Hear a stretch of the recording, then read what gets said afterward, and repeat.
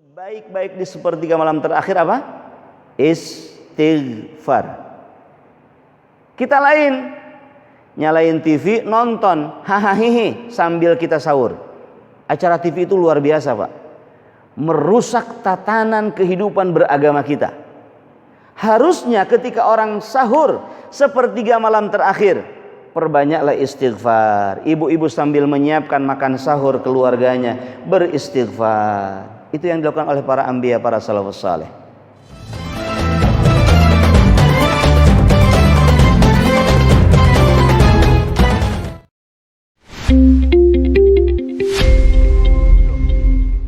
Maka kata Imam Ibn Ruslan dikatakan, wa kullu man bighairi ilmin ya'malu a'maluhu mardudatun la tuqbalu. Sing sahaja alma ma ibadah tejeng ilmuna mangka amalna teu ditarima ku Gusti Allah, teu ditarima. Tuluk tuk. Orang yang beribadah tanpa ilmu mardudatun la tuqbalu. Maka kita ingin puasa kita Ramadan tahun ini akan betul-betul menjadi Ramadan yang spesial untuk kita. Tidak ada jaminan saya ketemu dengan Pak Dirman di Ramadan yang akan datang. Tidak ada jaminan kita semua. Pastikan ini Ramadan spesial. Maka pastikan bergegas melakukan ketaatan. Harus ada 4. 1. Niat. 2. Khauf. 3. Raja. Dan yang keempat, tawakal. Dalam ibadah harus ada niat. Ini penting, Pak. Saum tanpa niat tidak diterima, batal. Kenapa setiap ba'da salat witir imam mengajak kita niat saum, nawaitu sauma ghadin an adai fardhi syahri ramadhani hadhihi sanati lillahi ta'ala. Ada yang ramadhana mangga we tah. Ramadhana kaduna hadhihi sanata kalau ramadhana ya. Hadhihi sanati lillahi ta'ala. Aku berniat puasa esok hari bulan Ramadan tahun ini karena Allah. Itu Pak, kalau tidak dibarengi dengan hati nggak jadi itu. Mau dikerasin juga, nawaitu sauma ghadin an adai fardhi syahri ramadhani hadhihi sanati lillahi ta'ala. Kita sekeras-kerasnya ngomong, tidak diikuti dengan hati, nggak jadi itu niat. Karena niat itu dalam hati. Mau salat, usolli fardhu subhi rak'ataini mustaqbilal qiblati adaan lillahi ta'ala. Itu bukan niat, talaffuz bin niat, dan itu di luar salat. Tapi niat itu adalah ketika Allahu Akbar, hamzahnya lafaz Allah dan ra-nya lafaz akbar, disitulah tempatnya niat. Saya niat melakukan salat fardu subuh 2 rakaat makmuman lillahi ta'ala. Masuk ketika Allahu Akbar, bukan sebelumnya. Usalli fardhu subhi rak'ataini mustaqbilal qiblati adaan imaman lillahi ta'ala. Itu talaffuz bin niat, menguatkan hati bahwa saya akan melaksanakan salat subuh. Nggak pakai usolli pun nggak apa-apa. Ini harus diyakini betul. Niat ini penting. Qasdu syai'i muqtarinan bi fi'li. Kenapa setiap malam? Bahkan Imam Asy-Syafi'i mewajibkan orang yang berpuasa niat di malam hari. Ketika fajar sampai, ya Allah lupa nggak niat, maka seseorang wajib mempertahankan puasanya hari itu dan mengqadha nanti setelah lebaran di luar Ramadan karena dia puasa tanpa niat. Saking penting-pentingnya. Kenapa? Saking harus memperbaharui setiap malam bahwa ini niat puasa. Beda dengan sunnah. Nabi mengajarkan, ya Aisyah, ada makanan apa hari ini? Kira-kira jam 9. Dulu belum ada jam. Kira-kira jam 9. Kata Sayyidah Aisyah, tidak ada ya Rasulullah, habis persediaan makanan kita. Ya sudah, kalau gitu saya puasa saja. Puasa sunnah boleh. Jam 9 belum makan apa-apa, lalu kemudian kita niat puasa. Beda kalau hari Sabtunya di sini makan lontong sayur, kemudian ini tiba-tiba jam 9, "Mah, ada makanan apa? Tadi udah pan di masjid." Saya mau puasa aja, padahal udah makan pagi-pagi. Jangan itu. Ya. Kalau belum makan apapun dan masuk apapun, kita niat puasa jam 9, puasa sunnah itu boleh. Ya. Tapi kalau puasa Ramadan, puasa wajib, tidak sah puasa seseorang tanpa niat di malam hari. Kenapa imam mengajak kita untuk bertalafudz niat agar mengokohkan hati, menguatkan hati kita besok akan melaksanakan puasa bulan Ramadan tahun ini, bukan tahun yang mana-mana. Tahun ini fardhan lillahi ta'ala. Itu pentingnya niat. Yang kedua, khauf. Apa itu khauf? Rasa takut kita kepada Allah Subhanahu wa taala. Kata Nabi sallallahu alaihi wasallam, apa itu ihsan? An ta'budallaha ka'annaka tarahu, illam yakun yarahu fa innahu yaraka. Illam takun tarahu fa innahu yaraka. Ihsan itu adalah engkau beribadah kepada Allah, lalu ada keyakinan seakan-akan engkau melihat Allah. Bisa tidak melihat Allah? Tidak. Kalau begitu, illam takun tarahu, yakini jika engkau tidak bisa melihat Allah, fa innahu, dia Allah, yaraka, melihatmu. Itu orang kalau sholat ada kesadaran itu, luar biasa Pak. Sama dengan seseorang bekerja, ada mandor, bagus itu. Saya lagi bangun majlis di Sukabumi, yang kerja itu ada 6 orang. Biasa, dari kejauhan kita lihat. Kalau kita nggak ngelihat, kerjaannya ya seperti itu. Tapi ketika kita di situ, oh, segut, orang Sunda bilang, segut, kerjanya itu semangat, giat. Sama seseorang beribadah, dia seakan-akan melihat Allah. Jika tidak mampu, ada keyakinan bahwa Allah pasti melihatnya, dan itu ibadahnya luar biasa. Al-khauf, ada rasa takut. Sieun. Maka ada orang yang sholat, sepanjang sholat nangis, Allahu Akbar sampai salam, nangis. Ditanya sama temannya, kenapa lo nangis terus? Gua lagi sholat inget dosa, takut neraka. Yang kedua malah ada yang sholat sepanjang sholat Allahu Akbar sampai Assalamualaikum, Assalamualaikum, dia malah senyum-senyum, ketawa ketiwi.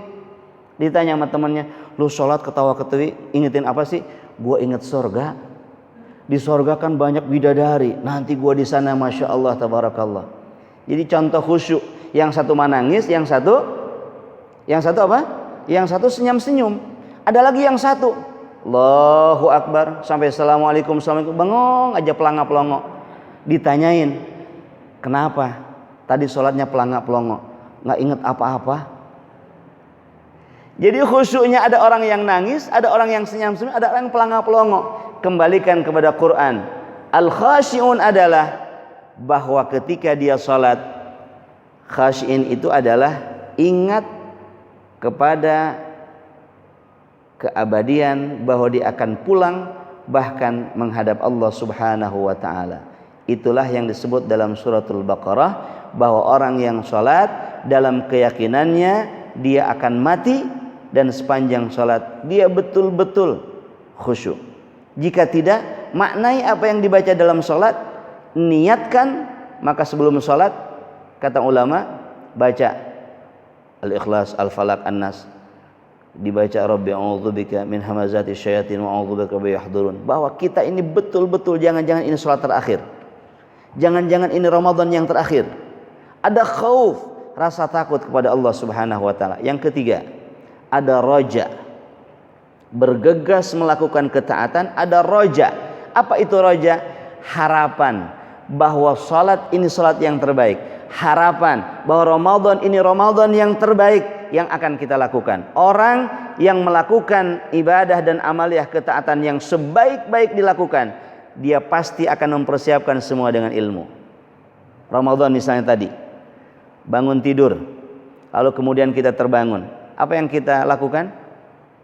Mestinya kita berwudu, kemudian salat 2 rakaat atau apapun. Sebaik-baik di sepertiga malam terakhir apa? Istighfar. Kita lain, nyalain TV, nonton, hahaha sambil kita sahur. Acara TV itu luar biasa Pak, merusak tatanan kehidupan beragama kita. Harusnya ketika orang sahur sepertiga malam terakhir, perbanyaklah istighfar. Ibu-ibu sambil menyiapkan makan sahur keluarganya beristighfar. Itu yang dilakukan oleh para anbiya, para salafus saleh. Alhamdulillah, Ramadan tahun ini sejak awal pertama sahur TV saya nggak nyala. Tanya boleh anak saya, istri saya, nggak nyala. Dengarkan hal yang baik. Kenapa? Yanzilu Rabbuna tabaraka wa ta'ala fi thulutsail lail akhir. Allah turun ke langit dunia di sepertiga malam terakhir. Akan sangat merugi ketika Allah melihat hambanya sedang nonton TV dan di dalamnya bukan bimbingan agama, tapi hahaha ketawa ketiwi, naudzubillahi min dzalik.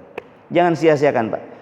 Wal mustaghfirina bil ashar. Di waktu sahur itu perbanyaklah istighfar. Itu sebaik-baik amalan. Jadi kalau tadi malam kita sholat sunnah qiyamul lail, kemudian tahajud mau ditambah mangga, tapi jangan witir lagi. Kalau sudah witir, saya mau witirnya nanti aja. Lebih baik kalau nanti kita dengan imam sholat isya kemudian tarawih langsung dengan witir. Adapun nanti bangun sholat tahajud lagi tanpa harus dengan witir. Kenapa? Ada hadis yang mengatakan seseorang yang berjamaah dengan imam sepanjang berdirinya imam, maka dia akan dinilai sholat semalam suntuk. Jadi jangan pas 8 langsung pulang. Kenapa nggak witir? Nanti sekalian tahajud. Iya kalau bangun, kalau tidak. Iya kalau masih ada umur, kalau tidak tutup dengan witir bersama dengan imam. Ini kalau dengan ilmu mudah. Begitu sahur pun sama. Wudu salat 2 rakaat, jika tidak beristighfar dalam keadaan wudu. Bahkan mau makan pun sunnah wudu. Dan mengakhirkan sahur ini sunnah. Subuhnya jam berapa? 4.36 ya.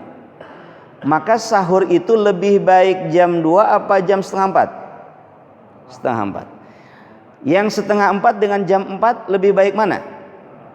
Jam 4. Jam 4 dengan jam 4.15 lebih baik mana? Semakin mepet semakin baik.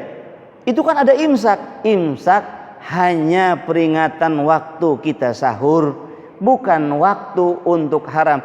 Ketika imsak, jangan dimuntahin yang ada di mulut. Makan aja, minum, selesaikan, selesai kira-kira, karena itu bukan waktu untuk memulai puasa, tapi waktu ikhtiyat, berhati-hati agar kita siap menjelang waktu fajar, waktu subuh. Dimulainya subuh. Bahkan kata ulama, ketika subuh pun azan berkumandang, kita memang kesiangan, yang ada di mulut gak usah dimuntahin, telan saja, gitu ya. Tapi yang lebih asyik memang 10 menit sebelum waktu subuh kita sudah berhenti, bersiap-siap untuk berpuasa. Kemudian ketika sahur itu pun kumpul dengan keluarga. Jangan, kenapa nggak sahur? Udah tadi, kapan? Jam 11 malam. Itu mah bukan sahur, ngemil. Jadi sunnah sahur itu diakhirkan. Ini ilmu puasa. Kemudian setelah itu, bagaimana kita mempersiapkan subuh? Berangkat ke masjid berjamaah. Ibu-ibu jika tidak ada kajian subuh, lebih baik sholat di rumah. Ibu-ibu sholatlah di tempat yang tidak terlihat dari luar, di rumah yang sempit, di kamarnya. Itu lebih baik daripada sholat di tengah rumah. Sholat di tengah rumah lebih baik daripada di masjid. Sholat di masjid tidak mengapa jika tidak ada fitnah. Jadi jangan diharamkan orang berangkat, perempuan berangkat ke masjid, tapi ketika ke mall sendiri, ke pasar sendiri nggak dilarang. Keliru. Jangan ke masjid. Kenapa? Ibu-ibu lebih baik sholat di rumah. Padahal di masjid ada kajian, imamnya juga fasih. Kemudian kita menempatkan sesuatu yang luar biasa indah. Giliran ke pasar dibiarkan sama suaminya. Ke mall sendiri dibiarkan, ke masjid dilarang. Aya naon iya? Ya. Jadi ilmu ini penting. Niat, kemudian sahur, kemudian ilmu. Apa yang harus dilakukan ketika puasa? Puasa tidak hanya rukun. Rukun puasa, niat dan menjaga dari segala pembatalan, baik makan dan minum maupun syahwati. Hanya itu. Tapi sunnah-sunnah puasa itu banyak. Termasuk sepanjang kita melaksanakan ibadah saum, dari fajar sampai maghrib, maka fikih saum kita baca, kembali kita buka. Pertanyaan kemudian kan, Ustaz, emang nggak boleh ya orang yang berpuasa sikat gigi misalnya, menyikat gigi? Lebih baiknya nanti sebelum subuh sikat giginya. Tapi kalau memang tadi tidak sempat kemudian siang kita sikat gigi. Yang membatalkan puasa itu sikat gigi sambil makan odol atau makan sikatnya, nggak apa-apa sebelum zuhur. Tapi sebaiknya tadi sebelum subuh. Ya, banyak hal-hal yang dimakruhkan ketika puasa, hal-hal yang membatalkan pahala puasa, hal-hal yang membatalkan pahala puasa, yang membatalkan nilai puasa itu, namimah. Bahkan TV itu sebaiknya di siang hari Ramadan itu dimatikan saja, kecuali dakwah. Dakwah pun diselingi dengan iklan. Kan repot, tiba-tiba lagi nonton dakwah, iklan muncul. Yang iklannya juga maaf. Iklan yang aduh, ya, perempuan segala macam, ya. Karena memang seperti itu, entertain. Maka kita menjaga betul-betul kualitas puasa itu, jangan puasa seperti yang disabdakan Nabi, kam min shaimin laisa min siyamihi ilal ju' wal atash. Banyak orang yang puasa tidak mendapatkan apa-apa kecuali lapar dan dahaga saja. Kenapa? Puasanya hanya puasa jasmani, ruhaninya nggak puasa. Ya, roja, harus ada harapan dalam ketaatan ibadah kita bahwa inilah amalan terbaik kita. Kuncinya hanya dua. Pertama adalah iman, yang kedua mukhlisina lahuddin, ikhlas. Itulah ibadah. Jika tidak, hanya amal soleh saja. Bapak tadi sholat tanpa iman dan tanpa ikhlas, amal soleh saja. Puasa, zakat, hanya amal soleh.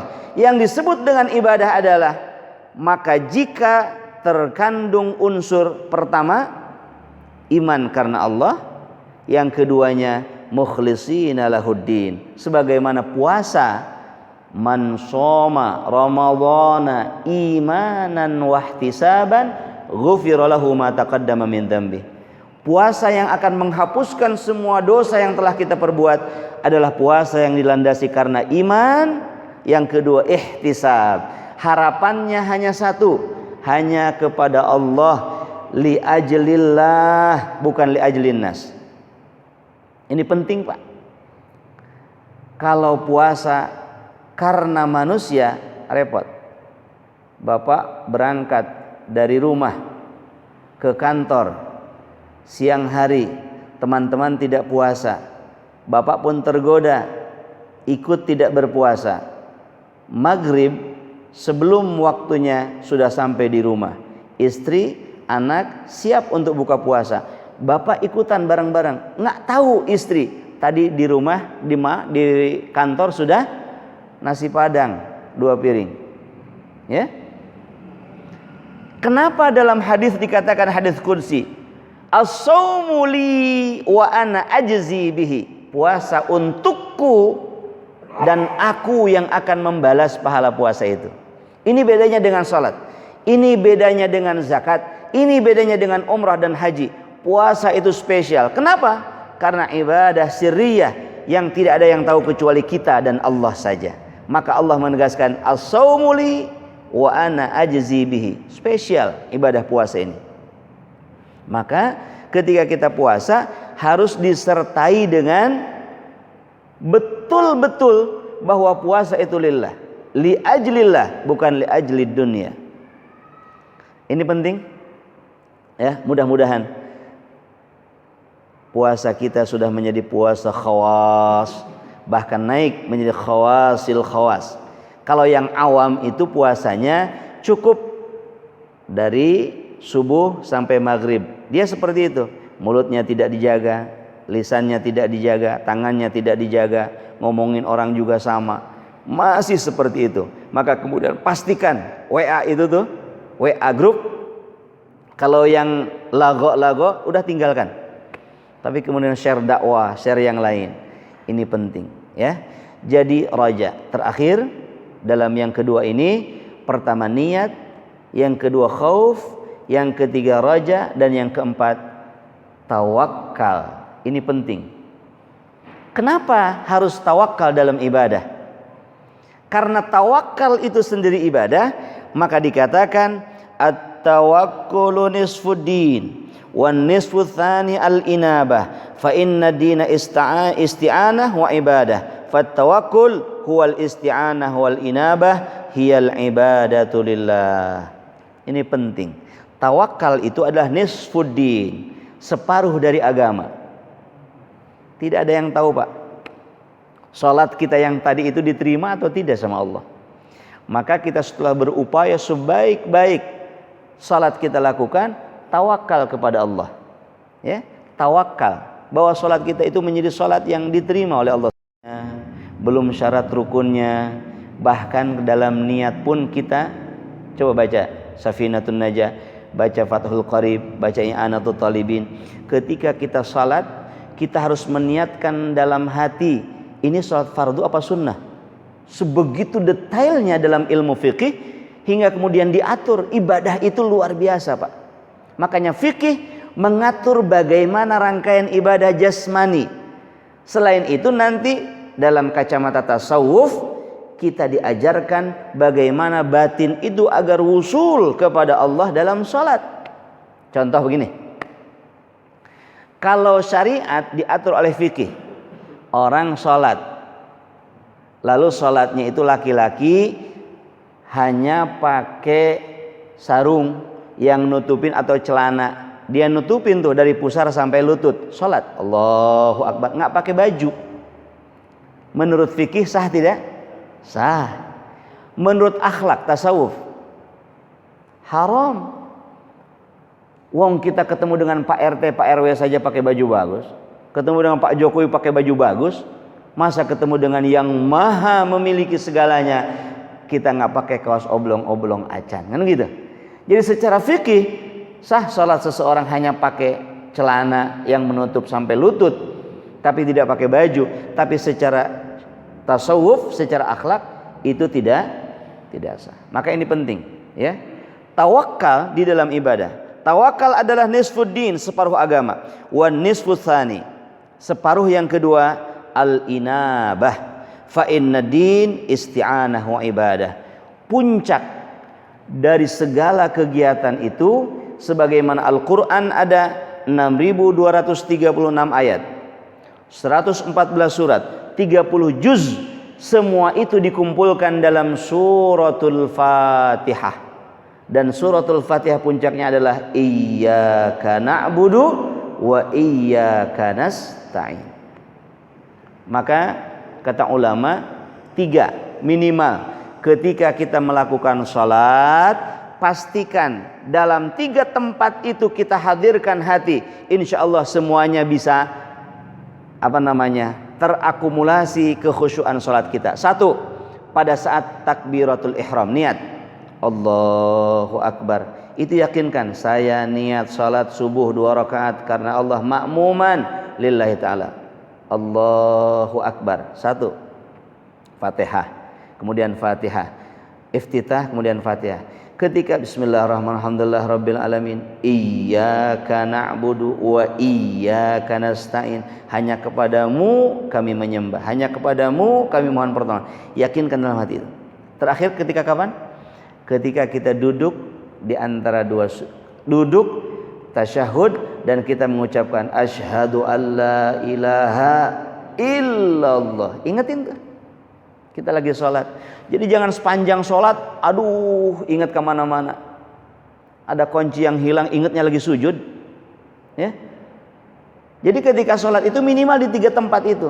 Dan terakhir ketika kita akan menutup salat, assalamualaikum warahmatullahi. Salam yang pertama itu adalah salam penutup salat, assalamualaikum warahmatullahi. Itu udah batal salat kita. Yang kedua itu sunnah, assalamualaikum warahmatullahi. Jadi lafad assalamualaikum, mimnya lafad assalamualaikum itu terakhir kita salat, assalamualaikum warahmatullahi. Itu sudah batal salat kita. Yang kedua, assalamualaikum warahmatullahi, ya. Itu ilmu. Jadi tawakal adalah nisfuddin, dan bagian yang kedua adalah al-inabah. Fa inna din isti'anah wa ibadah.